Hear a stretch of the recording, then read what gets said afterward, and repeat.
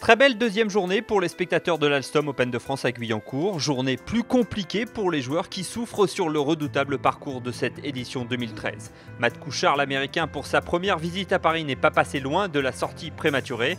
Pas un seul birdie aujourd'hui pour Matt Kuchar, mais avec un score de +3, le géant américain sauve sa place pour le week-end in extremis. L'après-midi, ça passe aussi pour Ian Poulter grâce à cette jolie sortie de bunker au 9.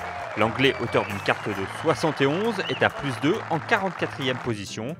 Autre vedette à se qualifier pour les deux derniers tours, Luke Donald, l'ex numéro 1 mondial, est également à +2 à mi-tournoi.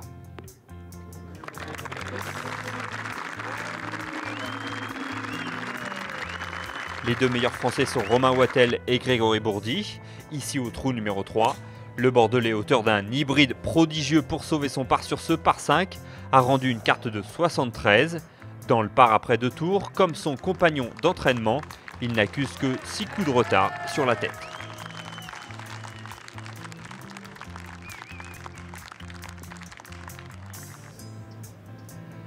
À 4 coups sous le par, Graham McDowell, lui, ne pointe qu'à 2 unités du leader.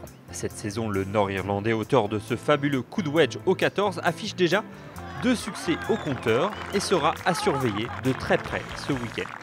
Autre grand fan de l'Albatros, Thomas Bjorn figure lui aussi parmi les prétendants à la succession de Marcel Sim. Après 2 tours, le Danois est à -5.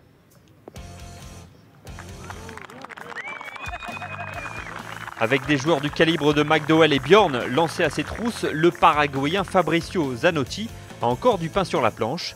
Son excellent putting lui permet toutefois d'être seul en tête vendredi soir à -6.